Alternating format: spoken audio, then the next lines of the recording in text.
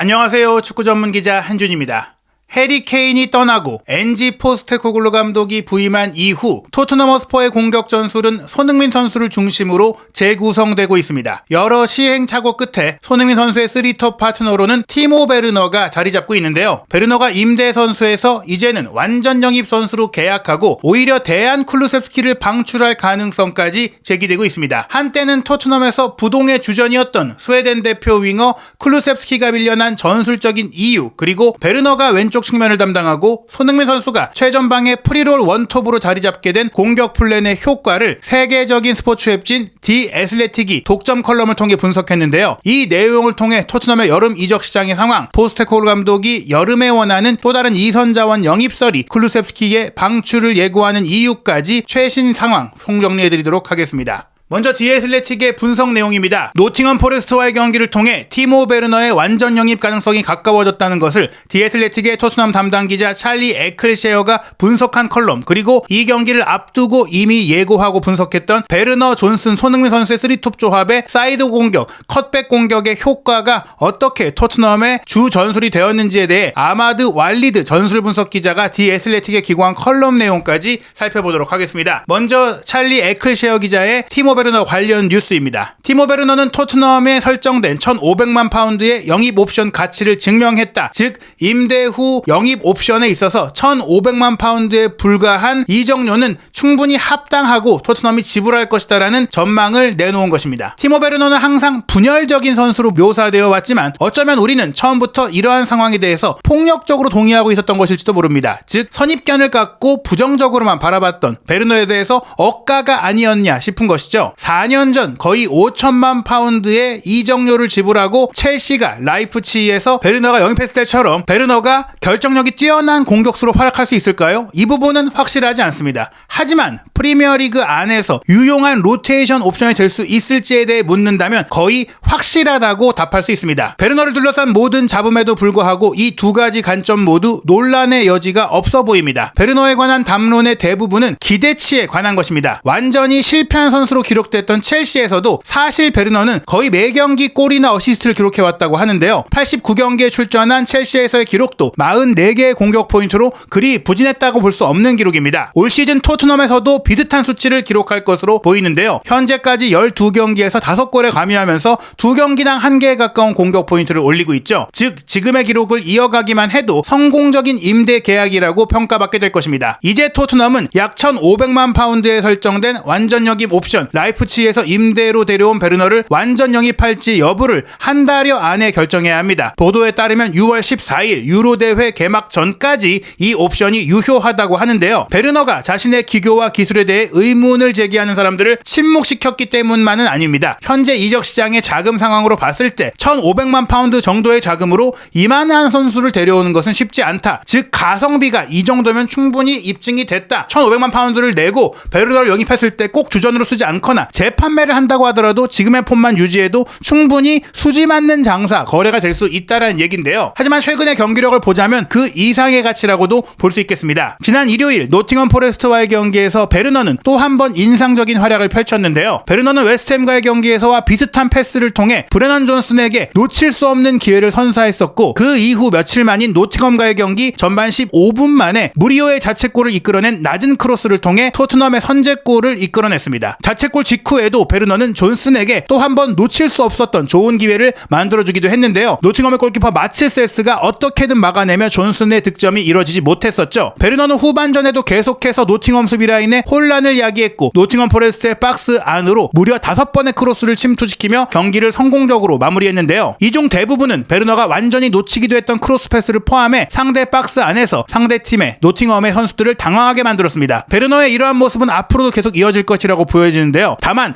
완벽한 경기력이었다고 할 수는 없겠죠. 그 이유는 베르너가 토트넘 선수들 중에서 공동으로 최다인 14번이나 공소유권을 빼앗긴 장면이 있었고 또 후반전 막판에는 거친 도전으로 인해 경고를 받는 상황 등 그의 단점이 드러나기도 했습니다. 하지만 76분 정도의 베르너가 교체 아웃될 때 토트넘의 홈팬들은 기립박수를 보내면서 절대적인 호의를 표명하며 베르너의 활약에 만족감을 표했는데요. 엔지 포스테코글루 감독은 베르너가 토트넘에 합류한 순간부터 극찬해왔습니다. 이는 까다로울 수밖에 없는 겨울 이적 시장에서 프리미어 프리미어리그의 경험이 있고 또한 풍부한 혈통이 있고 일반적인 플러그앤플라이 스타일 감각을 갖춘 선수라는 점에 있어서 최고의 영입이라는 클럽의 견해를 반영한 것인데요. 영입하기 쉽지 않은 시점에 이만한 선수를 데려오는 것은 정말 성공적이다, 이렇게 보는 것이고 실제 그만한 활약으로 증명하고 있고 어떻게 보면 기대 이상의 활약을 최근에 해주고 있는 것입니다. 실제로 베르너는 토트넘 입단 며칠 만에 치렀던 맨체스터 유나이티드와의 데뷔전에서 어시스트를 기록했고요. 그가 출전한 거의 모든 경기에서 최소한 상대 수비에 골칫거리가 되고 있다는 것이 증명되고 있습니다. 포스테코글루 감독은 일요일 노팅엄과의 경기를 마치고도 베르너에 대해서 항상 위협적인 선수라고 표현했는데요. 현재 베르너가 모든 것을 잘 해내고 있다고 덧붙이며 칭찬을 아끼지 않았습니다. 우리는 베르너가 필요하다는 것을 알았기 때문에 그를 데려왔고 그것이 증명되었습니다 라고 포스테코글루 감독이 계속해서 베르너에 대해서 좋은 말들을 했는데요. 이미 이 수준, 프리미어리그 수준에서 뛰었던 선수, 검증된 선수라는 것을 알고 있었기 때문에 위험 부담이 크지 않은 영입이었고 실제로 좋은 기여를 해주고 있다라고 밝혔습니다. 앞으로 이어질 뉴캐슬과의 경기를 포함해 중요한 경기들이 이어지기 때문에 당연히 선수단 전체가 필요하다면서 베르너로 인해 밀려난 선수들에 대해서도 용기를 북돋우는 코멘트를 하기는 했지만 분명히 현재 토트넘 공격 라인에서 베르너의 위상은 높은데요. 토트넘이 올 시즌을 어떻게 마무리하게 되든 베르너는 지난 몇 주 동안 보여준 활약을 통해서 이제는 부동의 주전이었던, 빠질 수 없다고 여겼던 데안 쿨루세스키를 효과적으로 밀어낼 수 있을 만큼 좋은 활약을 펼쳤고 또한 앞으로도 큰 역할을 할 것으로 보인다고 진단했습니다. 베르너는 지난 2경기 연속으로 쿨루세스키가 벤치에 있는 동안 3경기 연속 선발 출전했고요. 빠르고 직접적이며 외곽에서 위협적인 플레이를 펼치는 등 토트넘이 원하는 경기 방식에 점점 더 필수적인 존재로 느껴지고 있습니다. 포스테코글루 감독은 토트넘이 베르너의 임대 계약을 영구 계약으로 전환할지에 대해서는 여전히 언급하지 않고 있지만 토트넘이 이에 반대하는 결정을 내리기는 어려울 것 같다고 에클셰어 기자가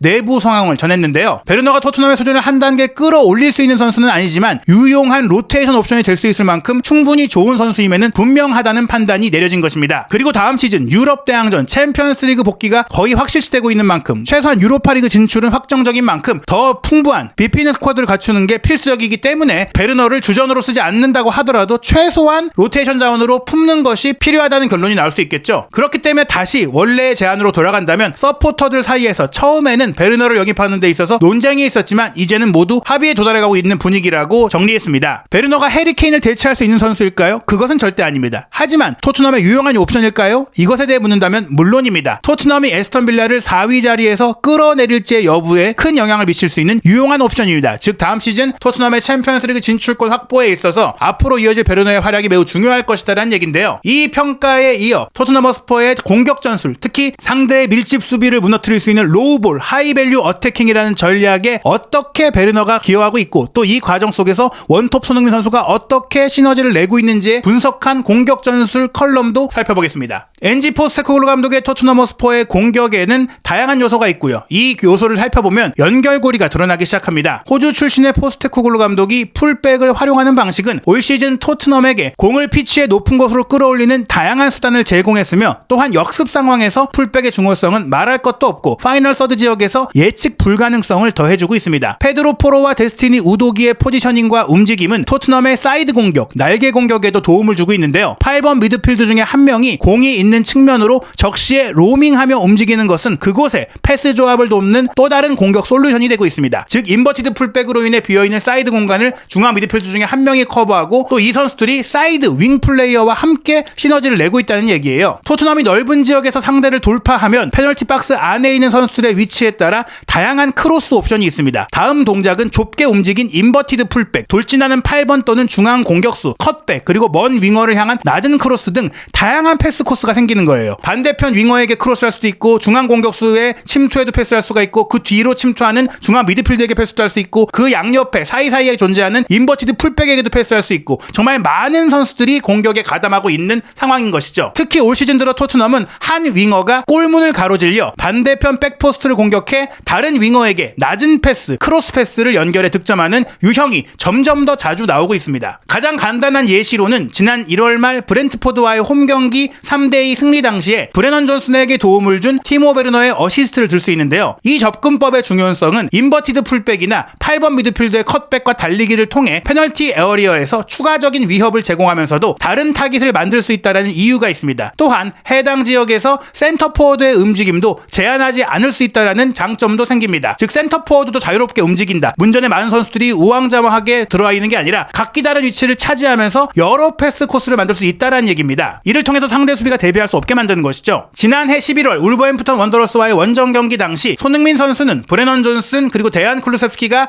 좌우 측면에 배치된 가운데 원톱으로 나섰습니다. 쿨루셉스키는 토트넘의 오른쪽을 점유한 채 반대편 측면의 페널티 지역으로 천천히 움직이고 있는데요. 손흥민 선수가 패스 옵션을 제공하기 위해 공을 향해 움직인다는 것은 토트넘이 후속 크로스를 공격할 수 있는 위치에 센터 포워드가 없다는 걸 의미합니다. 무슨 얘기냐면 손흥민 선수가 뒤로 빠져나오면서 수비를 끌어내면 그 자리에 공격수가 없잖아요. 그때 쿨루셉스키 선수는 자신의 뒤쪽으로 오버래핑에 들어가는 포로를 받고 포로에게 패스를 할 때 왼쪽 공격수 측면에 있던 존슨이 이를 인지하고 있다는 것, 즉 손흥민 선수가 뒤로 빠지면서 생긴 중앙 공간으로 존슨이 뛰쳐 들어가야 되겠다라는 것을 인지하고 있다는 거예요. 즉 중앙에 손흥민 선수와 쿨루셉스키가 나란히 이 선으로 빠져나올 때 포로가 올라가고 존슨이 올라간다는 겁니다. 여기서 울브스의 센터백 뒤로 존슨이 빠르게 돌진하면서 오른쪽 풀백 포로에게 크로스 옵션을 제공하게 되는 것입니다. 존슨이 뛰어들어오니까 포로가 글로 공을 줄 수 있게 된 것이죠. 그리고 포로의 크로스를 존슨이 밀어 넣으면서 토트넘이 선제골을 넣었습니다. 손흥민 선수의 미끼 움직임이 존슨을 보이지 않는 울브스의 수비 취하 뒤에서 들어오는 깜짝 등장한 골잡이로 만들어준 것이죠. 또 다른 예시는 지난달에 있었던 크리스탈 팰리스와의 경기입니다. 브레넌 존슨이 손흥민 선수, 베르너와 함께 공격 트리오를 완성했는데요. 피치 위쪽 오른쪽에서 소유권을 확보했습니다. 처음에는 베르너가 존슨이 공을 잡자 자신에게 컷백을 해달라고 신호를 보냈는데요. 하지만 손흥민 선수가 중앙 공격수 자리에서 더 깊숙이 내려오고 있다는 것을 확인하고 팰리스 수비가 그를 따라 올라가자 백포스트로 들어갑니다. 즉 가운데로 침투하려고 하다가 손흥민 선수가 밑으로 빠지니까 수비가 끌어당겨 올라왔을 때, 그러니까 수비 사이로 들어가는 게 아니라 수비의 바깥쪽으로 돌아 들어가면서 존슨의 크로스 패스를 유도한 것입니다. 이때 크리스탈 팰리스 수비수가 손흥민 선수 쪽으로 끌려 올라간 공간으로 존슨이 패스하고 베르너가 그 뒤로 들어와서 득점하면서 토트넘의 선제골을 내주고도 3대1로 역전할 수 있었던 결정적인 동점골을 터뜨린 것입니다. 이 움직임의 핵심은 반대편에서 공격이 전개됨에 따라 한쪽 사이드의 윙어가 위치를 조정하고 상대보다 우위를 점할 수 있는 정확한 타이밍을 만드는 것, 즉 크로스 패스가 올라올 때 상대 수비수가 그 이후에 대응적으로 수동적으로 움직일 수밖에 없기 때문에 능동적으로 타이밍을 잡을 수 있다, 타이밍을 주도할 수 있다. 그런 부분에서 손흥민 선수의 미끼 움직임과 베르너가 상대 수비가 보이지 않는 뒤통수에서 움직이는 것, 이게 굉장히 중요한, 알고도 당할 수밖에 없는 패턴인 겁니다. 지난 2월에 있었던 브라이튼 앤 호브 알비온과의 경기 막판에도 승리를 이끌었던 골 과정의 빌드업에서 브레넌 존슨이 토트넘의 오른쪽에서 넓은 위치에 배치되어 있었습니다. 손흥민, 제임스 매디슨과 함께 상대 수비진을 직접 뚫어내는 최전방 공격수의 역할인데요. 매디슨이 우선 왼쪽에 히샤이송이 침투하는 것을 발견하고 패스를 줄 때 이미 오른쪽 배후에 있던 존슨도 함께 공격하기 위해 달려드는 겁니다. 즉 왼쪽에서 공격이 진행되지만 오른쪽에 있는 존슨도 함께 타이밍을 맞춰서 올라가기 시작한 것이죠. 히샬리송이 손흥민 선수의 바깥쪽 사이드 침투 동선에 맞춰 패스를 줬고 손흥민 선수가 이 장면에서는 왼쪽 윙어와 같이 움직이게 됐습니다. 그리고 존슨이 오른쪽 윙어로서 반대편으로 침투하는 것을 보고 손흥민 선수가 파포스트를 향해 낮은 크로스를 연결해주고 이 크로스를 존슨이 마무리하면서 토트넘이 승리를 거둘 수 있는 골을 만든 것이죠. 손흥민 선수 역시 윙포워드로서 윙플레이로 어시스트하는 놀라운 모습을 보여줬던 것입니다. 그리고 가장 최근 경기 중에 하나인 루턴타운을 상대로 2대1로 승리했던 홈 경기에도 브레넌 존슨이 포로와 오른쪽에서 원투 패스를 가져가면서 왼쪽 윙어 베르너가 페널티 에어리어 안으로 쇄도하는 상황에서 크로스 패스를 넘겼고 베르너가 백포스트에서 자신이 이런 위치 성정, 침투를 통해서 크로스의 옵션을 만들어냈다. 그를 통해 앞서 말씀드린 윙어가 윙어에게 패스한 상황이 또 한 번 연출됐는데요. 이 장면은 카보레가 걷어내려다가 자책골을 기록하게 됐죠. 이번에 있었던 웨스트햄과의 경기에서는 베르너가 존슨을 향해 크로스를 올리던 것을 무리오가 자책골로 기록했는데 그와 유사한 장면이 나왔던 겁니다. 루턴과의 경기를 마치고 나서 포스테코글루 감독은 이 전술이 이제 토트넘의 공격 템플릿에서 중요한 부분을 차지하게 됐다고 설명했는데요. 트렌드나 일관성을 찾는다면 아직 우리가 정립하지 못했다. 즉 만들어가는 중이다. 하지만 지금과 같은 패턴으로 몇 골을 더 넣는다면 성장의 새싹을 보이는 것 같다. 즉 알고도 상대가 당할 수밖에 없는 공격 패턴을 지금 만들고 있는 중이라는 거예요. 루턴타운과의 경기에서 몇 번의 크로스를 통해 골을 만들어냈고 또 몇 번의 좋은 선방이 아니었다면 그런 장면으로 더 골을 넣을 수도 있었다. 즉 우리가 이것은 훈련에서 만들어가고 있는 패턴 플레이라고 얘기한 것이고 이런 패턴으로 또 한 번 노팅엄전에 골을 만들어냈다는 점은 토트넘의 훈련이 잘 이루어지고 있고 공격진의 호흡이 더 좋아지고 있고 전술적으로 완성되고 있는데 그 과정에서 쿨루셉스키는 타이밍의 문제, 왼발만 잘 쓰는 문제로 인해 배제되고 있다는 걸 볼 수 있는 겁니다. 실제로 노팅엄과의 경기 막판에 쿨루셉스키가 교체로 들어갔는데 본인이 오른쪽에 배치된 게 아니라 왼발잡이 정발 윙으로 뛰기 위해 왼쪽 윙으로 들어갔거든요. 그럼에도 불구하고 왼발 크로스의 타이밍이 좋지 않았던 것은 쿨루셉스키가 왼쪽에서 정발 윙으로 뛰기보다는 오른쪽에 반대발 윙어라든지 공미 자리에서 왼발을 써서 경기를 풀어가는 조금은 플레이메이커 성향만 너무 보인다는 점에 있는데요. 이런 윙 플레이를 하기 위해 쿨루셉스키가 노력하고 개선하고 적응하지 못한다면 포스테코글루 감독의 속도감 있는 공격 라인에 자리를 차지할 수 없다라고 볼 수 있겠습니다. 있습니다. 백포스트를 향해 올리는 낮은 크로스, 원거리 윙어를 찾아내는 것이 포스테코글루 감독 체제에서 토트넘의 가장 안정적인 해결책으로 입증되고 있기 때문에 이 전술에 클루세스키가 녹아들지 못한다면 올 여름 이적 시장에 정리될 가능성이 큰데요. 실제로 올 여름 이적 시장에 토트넘과 연결되고 있는 선수는 멕시코 출신의 페노르트 공격수 산티아고 히메네스, 이 선수가 정통 9번 공격수로 어떻게 본다면 이 선수가 올 수 있다는 것은 히샬리송이 정리되거나 스칼렛도 유망주로서 현재 능력을 입증하지 못하면서 다른 팀으로 떠날 가능성을 염두에 둬야 될 것 같습니다. 만약 히샬리송이 남게 된다면 히메네스의 영입 가능성은 낮아질 수 있지만요. 다만 히샬리송의 부상 이슈가 또 자주 벌어지고 있기 때문에 또한 히샬리송 역시 측면 포지션까지 소화할 수 있기 때문에 그와 관계없이 챔피언스리그 무대에 나간다면 더 많아질 경기에 대비하기 위해서라도 히메네스의 영입 가능성은 충분히 있다고 볼 수 있고요. 이선 공격 자원에서는 베르너가 완전 영입된다면 쿠루셉스키가 왜 위험해지느냐? 베르너가 왼쪽에 포진하게 되고 여기에 오른쪽에 존슨이 있고 솔로몬이 좌우 윙포워드가 모두 가능한 상황인데 모건 깁스 화이트가 지금 토트넘의 이선 공격 자원으로 거론되고 있거든요. 이 선수가 기본적으로 공격한 미드필더, 처진 스트라이커, 중앙 지역을 맡아보고 있지만 메디슨의 백업으로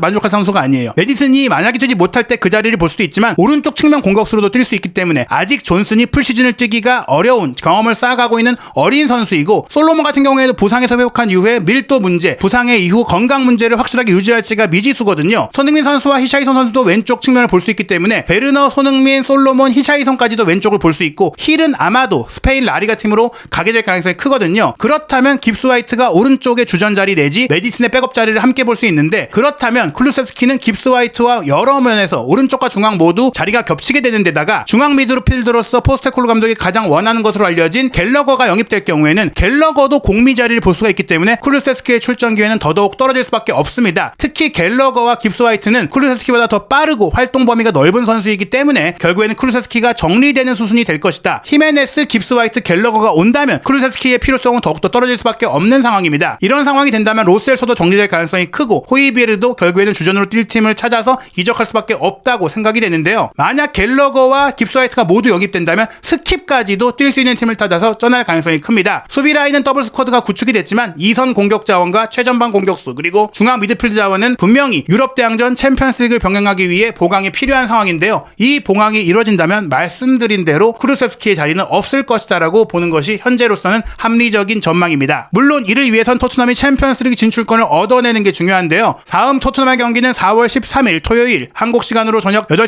30분에 킥오프하는 뉴캐슬 유나이티드와 원정 경기입니다. 맨체스터 시티와의 경기가 본래 4월 20일로 예정되어 있었지만 맨체스터 시티가 챔피언스리그 8강전 그리고 FA컵 준결승전 일정으로 인해 4월 달에 추가적인 경기를 언제 치를 수 있을지가 미지수입니다. 만약 챔피언스리그 8강에서 탈락하게 될 경우 챔피언스리그 4강이 예정되어 있던 일정에 토트넘과의 경기가 잡힐 가능성이 있고요. 토트넘은 4월 마지막 일정으로 4월 28일 일요일 밤 10시에 아스널과 북런던 더비로 홈경기로 치르고 연기됐던 첼시와의 런던 더비는 5월 3일 금요일 새벽 3시 30분으로 조정된 일정이 확정됐습니다. 4월과 5월 토트넘 허스퍼의 2023-2024 시즌 마지막 일정 손흥민 선수의 활약은 어떻게 이어질지 통산 두 번째 득점왕 그리고 사상 첫 프리미어리그 도움왕 도전도 가능할지 한준TV에서 손흥민 선수의 모든 소식 토트넘의 모든 이야기 확인하시기 바랍니다.